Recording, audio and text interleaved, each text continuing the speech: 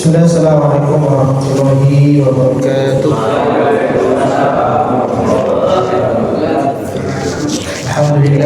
Alhamdulillahilladzi bi ni'matihi tatimmu shalihat. Asyhadu an la ilaha illallah wahdahu la syarika lah. Wa asyhadu anna Muhammadan abduhu wa rasuluhu la nabiyya wa la rasulahu ba'da. Allahumma salli wa sallim wa barik ala sayyidina al-karim Muhammadin wa ala alihi wa sahbihi ajma'in. Amma ba'd.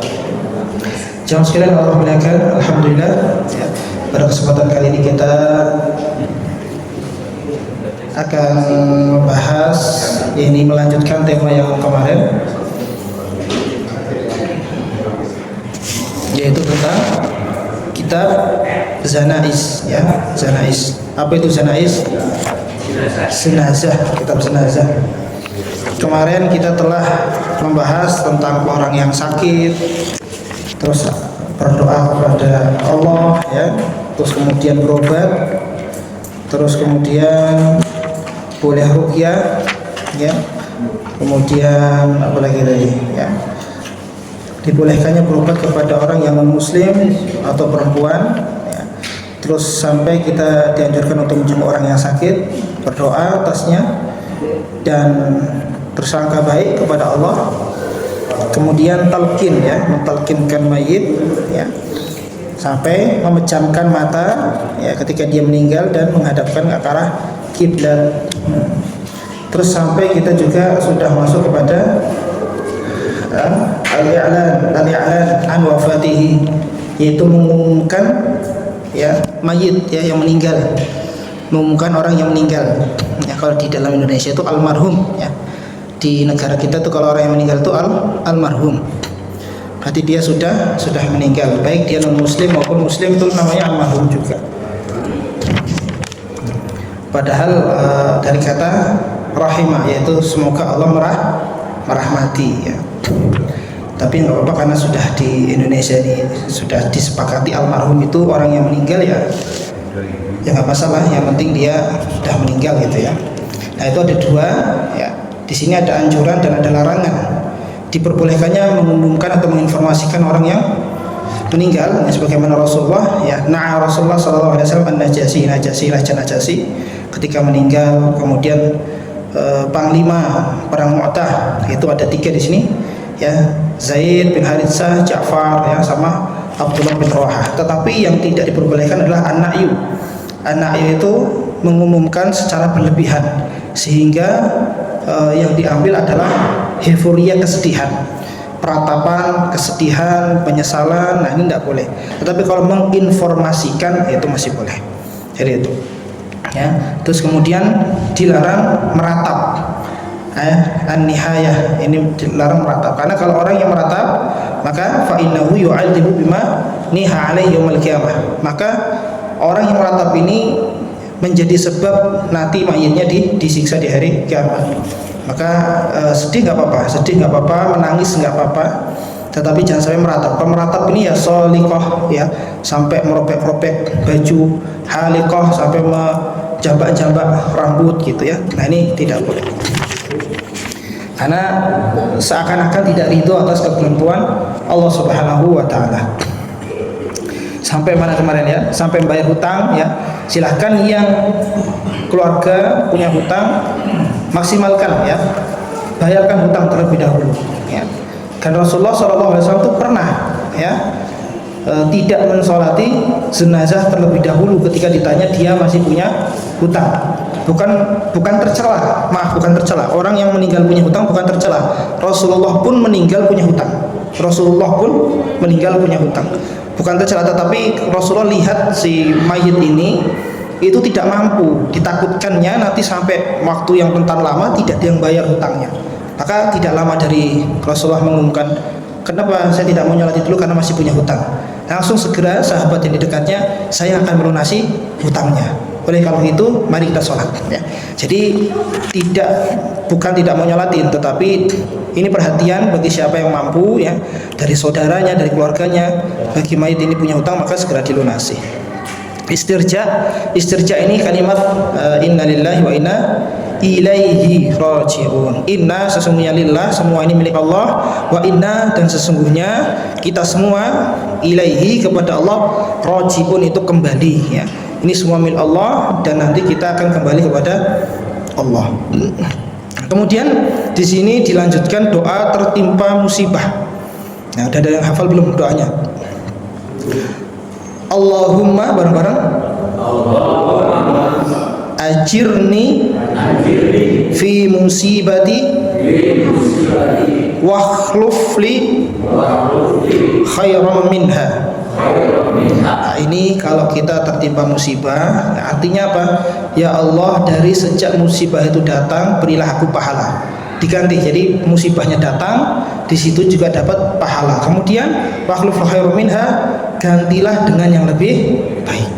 Ini doa dari Ummu Salamah ya, ketika ditinggal suaminya, dia sangat cinta sekali dengan suaminya ya. Bahkan setelah meninggalan suaminya, sahabat itu banyak yang lamar tapi ditolak semua sama Ummu Salamah ya, karena dia belum bisa move on dari suaminya yang meninggal atau wafat di medan pertempuran ya. Sangat mencintai, nangis setiap malam ya. Kemudian datang kepada Rasulullah menyampaikan doa ini, ya Allah ya, musibah ini jadikan pahala dan gantilah dengan ganti yang lebih baik ya. Akhirnya diamalkan dan ternyata Rasulullah yang melamar Ummu Salamah ya, nggak mungkin ditolak ya, karena Rasulullah yang melamar ya.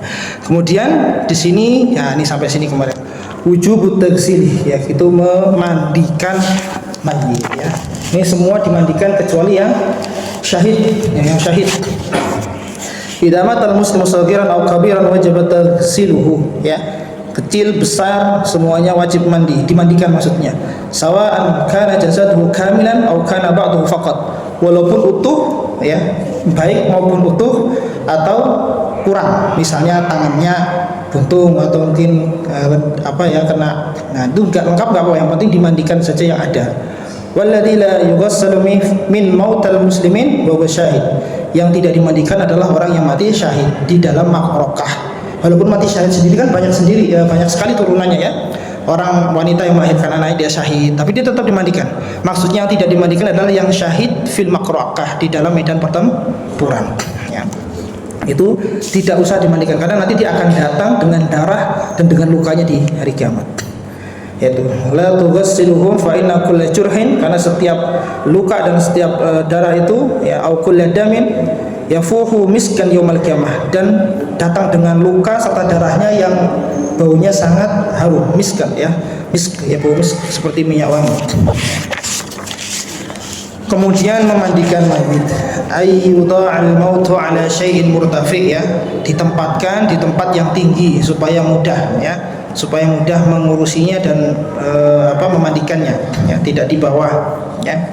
Terus kemudian wa yatawalla ghuslahu aminun salihun, hendaknya yang memandikan itu yang bisa dipercaya ya, tidak orang yang soleh, intinya yang soleh. Maksudnya kalau dia suami ya istrinya, kalau istrinya bisa suaminya, atau saudara laki-lakinya kalau yang laki-laki, saudara perempuannya kalau yang perempuan, saudara yang terdekatnya ya. Kenapa? Nanti akan ada sesuatu yang tidak terduga, misalnya kemungkinannya di dalam memandikan itu, sehingga dia bisa menjaga aibnya, tidak disebar. Ternyata waktu mandikan gini itu tidak boleh itu ya. Ya. Itu kemudian fayasiru batnahu birifkin lima asa yakhruja minhu min ada, agak ditekan sedikit perutnya ya, diploroti, itu masih apa sih bahasa Indonesia itu ya, diurut lah gitu ya. Itu supaya apa? Nanti kotoran-kotorannya itu keluar ya. Kemudian fokus untuk mencuci ya, summa yaghsilu farjahu ya, kemaluannya bagian depan maupun yang belakang ya, wa ma bihi minal adab, pokoknya dibersihkan, fokus untuk membersihkan kotoran dulu yang pertama itu ya. Terus kemudian baru wudu ya, wudu sholat seperti wudunya sholat. Summa yaghsilu sa'iru jasadi badiyan ila asfalihi, kemudian dicuci di semuanya ya, dibasuh semuanya dari atas sampai ke bawah. Yaghsiluhu salasan, sebanyak 3 kali sampai bersih ya. Bahkan kalau belum bersih boleh membasuhnya sebanyak 5 kali boleh ya. Nah, baru itu pakai sabun ya. Yaj'alu fil ghazalatil akhirah as-sabun wa nahwahu, baru yang terakhir pakai sabun. Jadi jangan pakai sabun di awal karena air sabun tidak mensucikan. Jadi air yang biasa dulu, nanti yang terakhir baru air sabun. Ya. Kemudian kalaulah dia perempuan, wa in kana al-maitul muslimatan, ya. Kalau dia mayitnya perempuan, terus kemudian ada apa namanya? Dhafairun sya'riha. Bismillah. Nah, dah. Nah. Kalau perempuan itu nanti ada yang dikepang, ada yang diikat, maka diurai dulu, rambutnya diurai, ya. Kalau sudah diurai, ya maka dia bisa diikat kembali. Boleh terurai, tapi kalau berantakan bisa diikat kembali. Tapi pas mandikan itu diurai terlebih dahulu. Ya. Terus apa lagi di sini? Ya. Kalau tidak ada air, wa idza lam yujad ma li ghusl mayit, maka tayamum, ya. Tayamum berarti cuma wajah dan ininya saja, telapak tangan saja. Tidak dikasih debu semuanya gitu enggak, ya. Ditayamumkan itu sudah mengganti air, ya. Ada air. Terus kemudian tadi laki-laki memandikan. Yang laki-laki kalau suami istri silahkan suami memandikan istrinya dan istri memandikan suaminya. Kafan, ya. Wujubu takfini, ya, wajib mengkafani, ya. Nah, ini terjadi di dalam mayitnya atau jasadnya Mus'ab bin Umar. Ini Mus'ab bin Umar sahabat Rasulullah, muda, cerdas, dan beliau ini yang dakwah di Madinah, ya. Jadi Rasulullah itu mengutus bukan sahabat yang tua untuk dakwah di Madinah. Jadi Rasulullah kan di Mekah dulu. Tapi yang jadi utusan untuk ke Madinah itu seorang yang muda, dua orang yang muda, Mus'ab bin Umar dengan Ammar bin Yasir. Ini dua, ya. Jadi bukan yang sepuh, bukan yang tua, tetapi yang muda. Agar apa? Bisa mendakwahkan Islam secara kekinian gitu, ya, mudah dipahami kaumnya. Maka alhamdulillah Mus'ab bin Umar ini, ya, 85% lebih penduduk Madinah itu masuk Islam di tangannya Mus'ab bin Umar. Kaum Aus dan Khazraj, ya, suku Aus dan Khazraj itu masuk Islam, pimpinannya sampai ke bawah-bawahnya itu dari tangannya Mus'ab bin Umar. Itu orangnya kaya sekali sebelum hijrah. Pas hijrah miskin, ya. Sampai tadi ketika meninggalnya kain kafannya itu nggak cukup. Ditarik ke atas, ketutupan, bawahnya kelihatan. Ditarik ke bawah, bawahnya ketutupan, atasnya kelihatan. Jadi kemudian Rasulullah, ini sahabat mulia yang mengislamkan banyak orang, ya. Ini luar biasa potret para sahabat. Akhirnya Rasulullah menambal dengan kain yang lain, ya. Kalau laki-laki berapa kain? 3. Kalau perempuan 5, ya. Nah, di sini ada kafan yang harir, dari harir, sutra. Laki-laki mutlak nggak boleh, ya. Idil harir muharramun libasuhu 'ala rijal. Laki-laki nggak boleh pakai sutra. Perempuan bagaimana? Kan boleh, tetapi untuk kain kafan tidak diperbolehkan, ya. Makruhnya asyad, makruhnya sangat makruh, dimakruhkan. Karena apa? Itu kan kain yang mau dibuang, ngapain pakai yang sutra seperti itu, ya. Jadi tetap walaupun perempuan itu boleh pakai sutra waktu hidupnya, tetap tidak diperbolehkan ketika untuk pakai kain kafan. Tapi alhamdulillah kafan-kafan yang dijual belikan itu sudah pas lah, ya. Ini bapak-bapak ada yang udah punya kain kafan belum di rumah? Saya sudah punya loh. Saya punya kain kafan itu umur 15 tahun.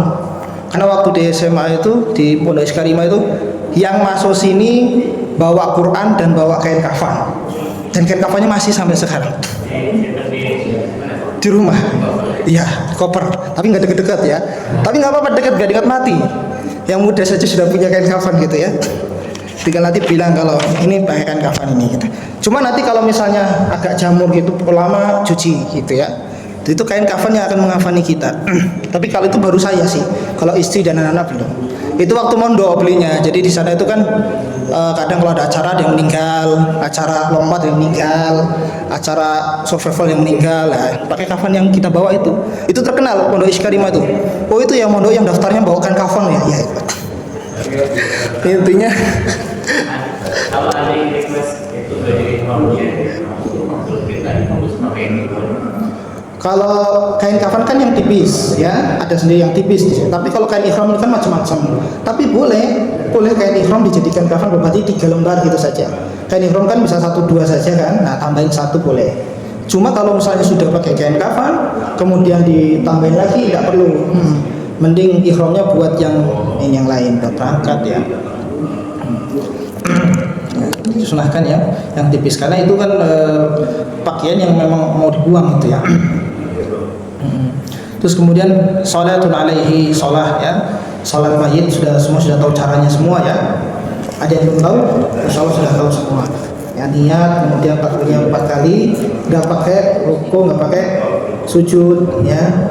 Kemudian di sini ada pembahasan ya, untuk softnya seperti apa. Nah, jadi waktu itu di sini ada ya, ketika Rasulullah SAW itu menyolati jenazah ya, kemudian di situ softnya ada cuma dua soft ya, maka di situ Rasulullah bersabda, man shalla alaihi salasatun sufufin faqad aujabat ya, barang siapa yang disolatkan dengan 3 soft maka insya Allah doanya dikabulkan. Tapi bukan 3 soft, maksudnya yang tadinya 2 soft ini kan asbabnya diperbanyak, nggak harus ganjil 3 tapi boleh 4, boleh 5, intinya minimal 3 soft atau lebih. Maka nggak usah lebar-lebar, yang penting ke belakang gitu ya. Itu insya Allah diijabahi.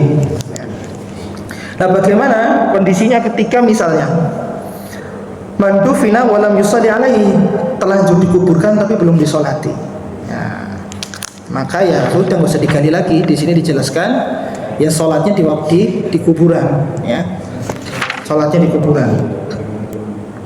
Walam yusalli alaihi salli alaihi wa huwa fi qabri, walaupun di kuburan ya sholat jenazah di situ karena belum disolatkan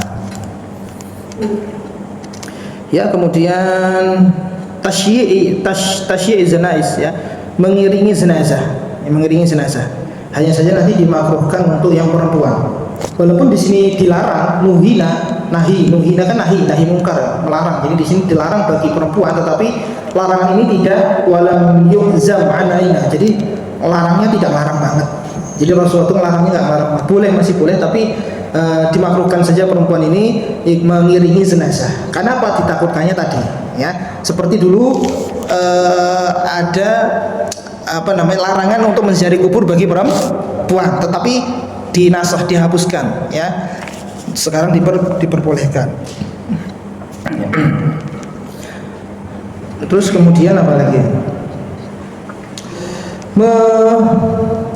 Menggali kubur ya, yang dalamnya cukup ya, ayu ammaqa al-qabr ta'miqan ya, dalam supaya apa? Tidak bau dan tidak digali hewan buas. Itu sebetulnya ya. Jadi dalamnya ya dikira-kira saja ya. Ya kalau terlalu dangkal takutnya tadi bau dan diambil hewan buas. Ya. Yang penting semuanya rata dengan turab, dengan tanah ya. Dan kemudian boleh pakai lahat, boleh tidak.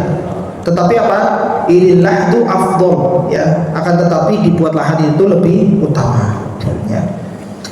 Lebih utama pakai lahat. Terus kemudian ada lagi di sini. Pertanyaan dulu deh, silakan yang pertanyaan. Ada yang tanyakan? Ya.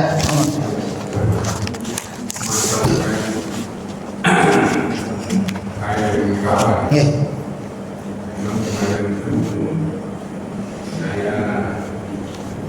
Masalah kehidupan itu orang nggak siapa, tapi terus dikasihkan saya malah buat praktek gitu, praktek.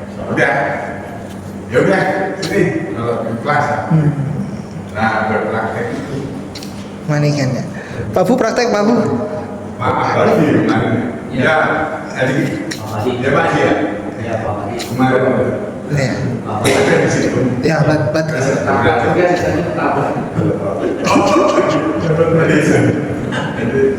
Itu pahalanya gimana ya? Iya. Nggak jadi buat dia, tapi buat. Ya nggak apa-apa, buat praktek dapat manfaat juga. Iya, dapat manfaat juga. Terus satu lagi, Ustaz. Kalau istri meninggal, diizinkan untuk memandikan suaminya. Boleh. Iya. Jadi suami istri tadi kan, istrinya meninggal suaminya mandikan, atau suami meninggal istrinya mandikan, atau saudara terdekat yang dia bisa melihat. Anak pun boleh. Cuma anak yang perempuan. Kalau yang laki-laki perempuan, anak perempuan. Bapak berarti anak laki-laki. Ya. Karena nanti ada aurat-aurat yang ya tadi kan berlapis, kalau perempuan itu auratnya itu berlapis Pak ya. Kalau perempuan itu auratnya berlapis. Ada yang untuk di luar berarti kan ini tidak, terus ada boleh dilihat, nanti di dalam nanti khusus dengan suaminya nanti berbeda lagi. Ya kalau masalah kapan itu sudah terlalu lama, Iya. ya pakai aja baju. Iya, nggak apa-apa. Iya. Kalau orang sudah meninggal, ini supaya kalau ada yang merangkap mikirin yang mati gimana ya? Kalau ada nggak penjelasan dari Rasulullah? Orang yang sudah meninggal itu dia memikirkan anaknya, istrinya itu berarti anakku seperti ini, bapak seperti ini. Ada nggak beban itu? Iya.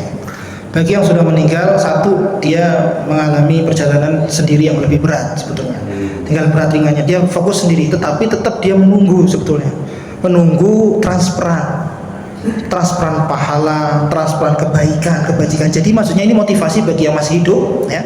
Kita punya orang tua misalnya, ini jangan pernah selesai dalam beramal soleh gitu. Wa qul i'malu fasayarallahu a'malakum wa rasuluhu wal mu'minun. Beramal sajalah ya, insya Allah nanti Allah lihat, Rasulullah lihat, dan kaum mukminin juga melihatnya. Maka kalau kita beramal itu ya semoga itu menjadi meringankan, khususnya sedekah ya. Memang mereka tidak memikirkan bagaimana ya, hanya saja mereka menunggu apa ya, kemudahan di alam sana selanjutnya itu. Ini kan sesuatu yang pasti dan kita semua mengalami. Memang tidak ada yang tahu, tapi secara kebiasaan gitu ya, bapak yang sudah sepuh di sini gitu kan. Ada nggak sih pesan khusus gitu ya begitu yang tua yang muda supaya dia tidak berhari begitu ya, dia semangat ibadah, semangat juga bekerja gitu. Iya. Saya buka dulu ya. Masalahnya ini sudah pasti gitu Ya, jadi luar biasa nih ya. Waktu itu ada Abu Hurairah ya. Abu Hurairah kenal apa Abu Hurairah? Kalau bilang kenal, mau saya tanya kenal di mana gitu. Abu Hurairah ini periwayat hadis terbanyak. Tidak punya tempat tinggal, dia tinggalnya di emperan masjid Ahlus Suffah. Dia makan dari orang yang ngasih dia. Hidupnya fokus untuk melayani Nabi SAW. Abu Hurairah. Ya. Tapi ketika sebelum meninggalnya dia menangis. Menangisnya sampai gitu. Sebelum meninggal nangis. Terus ditanya sama sahabat, kamu nangisin apa? Sungguh perjalanan nanti sangat panjang dan bekalku amat sedikit. Abu Hurairah itu ya itu ya, kalau ya Allah itu saja bisa menangis karena sedikitnya bekal. Nah kita masih bisa tertawa ya. Jadi itu kalau saya membaca kisah itu seakan-akan sungguh perjalanan itu sangat panjang dan saya khawatir dengan bekalku yang sedikit ini. Abu Hurairah, siapa yang nggak kenal Abu Hurairah, periwayat hadis terbanyak yaitu Abu Hurairah. Tetapi luar biasa dari sini ya, mungkin nasihat bersama adalah mati itu ya kapan saja ya, pasti dan kapan saja.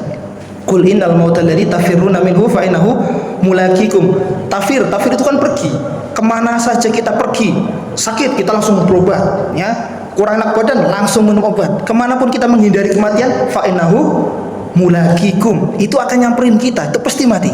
Walaupun tumfi burujim musayyadah, walaupun kita ngumpet di benteng dan bangunan yang kokoh sekalipun, tetap mati, nggak bisa salah alamat gitu ya. Bahkan apa, wa mata tadri nafsum mada taksibu goda, wa mata tadri nafsum bi ayardin tabut. Besok kita nggak tahu masih hidup atau sudah mati. Bahkan matinya di sebelah manapun bumi Allah kita nggak tahu di mana. Maka dari itu ya ini misteri yang pasti. Tapi biasanya para salafus saleh itu kalau orang yang dekat dengan Allah, beberapa bulan sebelum ajal itu sudah terasa. Ya, jangan dirasa-rasa loh ya. Sudah terasa. Ibu saya tuh sebelum meninggal tuh, ya Allah, keluarkan, sedekahkan, ya sedekah, terus senyum, bantu-bantu apa beres-beres, dan meninggal cepat sekali. Bahkan ketua Dewan Dakwah Islamiyah tuh, ini kayaknya Ramadan terakhir. Dia bilang begitu. Ya benar, 2 bulan setelah itu meninggal. Ustaz Syuhada Bahari. Jadi ada tanda-tandanya itu ada. Nah ini bagi orang yang dikasih kode sama Allah ya. Ya kalau persisnya sih nggak tahu ya, benar, tapi itu akan ada.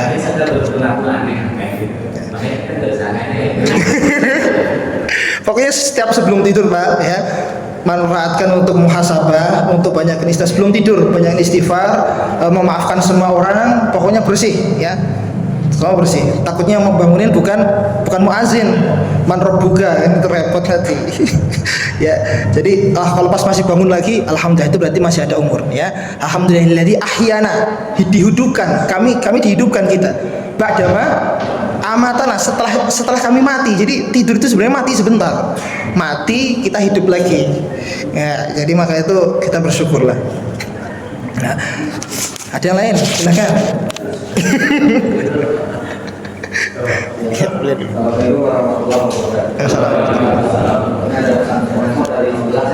Iya. Taiwan.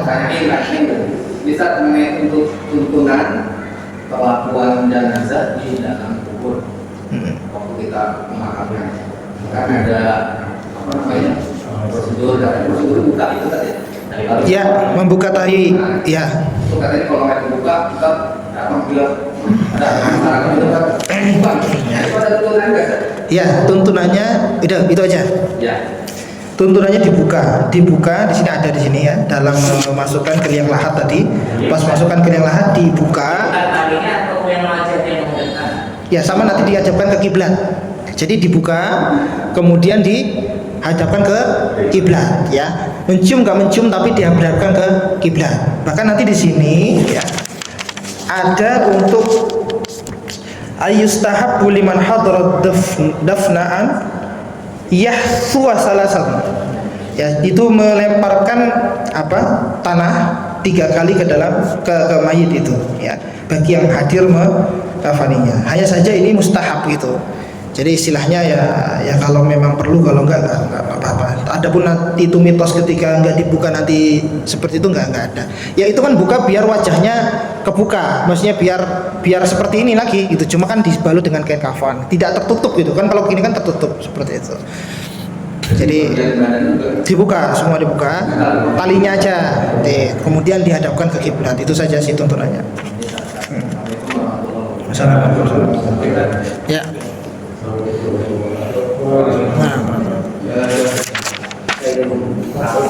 Ucapan apa kalau misalkan kalau orang apa harus tidak meninggal Ya. tapi kalau misalnya tetangga punya teman kebetulan orang muslim, terus apa yang harus diucapkan kita? Tapi biarpun ya. Satu lagi kan kita sering dokter, misalnya kayak dokter mengatakan ini umurnya cuma sekian hari lagi. Iya. Itu apa ucapan itu Pak? Betul nggak itu? Iya. Baik aja. Assalamualaikum warahmatullahi wabarakatuh. Ya, jadi yang pertama, kalau arti innalillahi wa inna ilaihi raji'un adalah kita milik Allah dan kembali kepada Allah ya.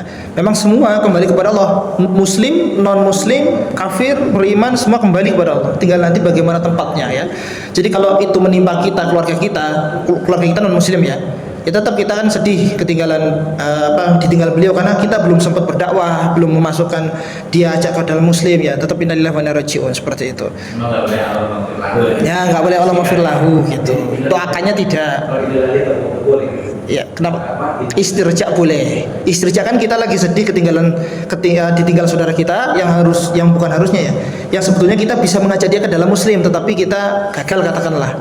Istirja innalillahi wa inna ilaihi raji'un. Tetapi tidak mendoakan, karena istirja itu bukan doa. Istirja itu pernyataan ini punya Allah, kembali kepada Allah. Itu istirja. Jadi kan kalau sesama mereka yang di luar muslim kan mengatakannya ikut berbuka. Nah, apa kita juga mengatakan itu? Ya, kalau untuk mengambil simpati dan agar orang tua dapat simpati ya nggak masalah. Ya kita ikut berduka gitu. Tidak mendoakan, intinya tidak mendoakan. Karena kalau mendoakan ini kasusnya seperti Nabi Muhammad dan Nabi Ibrahim, tidak boleh mendoakan orang yang non muslim ya. Terus kemudian yang kedua, ya memang kalau dokter itu udah kayak Tuhan. Bahkan kemarin waktu ke Malaysia tahun 2018 itu saya di di Universitas Malaya atau di USIM, Universitas Sains Islam Malaya itu bahas tentang etanasia itu ya, yang kita bisa request meninggalnya kapan kan gitu, dengan dibunuh secara medis gitu. Terus bahkan lahir Sekarang lahir juga bisa, mau angka tanggal yang cantik gitu ya, bisa bulan apa. Ya seperti dokter tadi itu. Maka yang pertama adalah ini sebetulnya tidak dianjurkan dalam Islam, tidak dianjurkan itu, tidak dianjurkan. Islam ya sudah sejalannya saja, itu yang terbaik gitu. Jadi tidak ada madharat lahir di mana atau manfaat di mana. Jadi manfaat dan madharat kan dari Allah. Kalau kita mengatakan madharat dan manfaat karena dokter, madharat manfaat karena nasib atau karena ini ya, itu tidak boleh karena hari sial dan lain sebagainya. Nah, begitupun dengan dokter yang tadi misalnya umurnya tinggal sekian. Nah, harusnya kalau dia beriman dia hanya berkata dengan jelas secara medis. Secara medis. Kenapa? Kan medis sudah dihitung nih.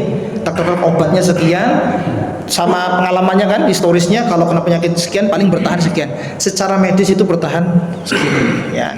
Tapi kan kembali kepada Allah biasanya begitu, tidak pokoknya meninggal di sini, tidak gitu. Jadi istilahnya secara medis itu segini, tapi kita kembali kepada Allah. Nah, ini boleh dijelaskan karena memang sudah disampaikan secara medis gitu. Karena medis ini kan ininya data ya, dengan data yang sebelumnya pasien sebelumnya. Nah, itu.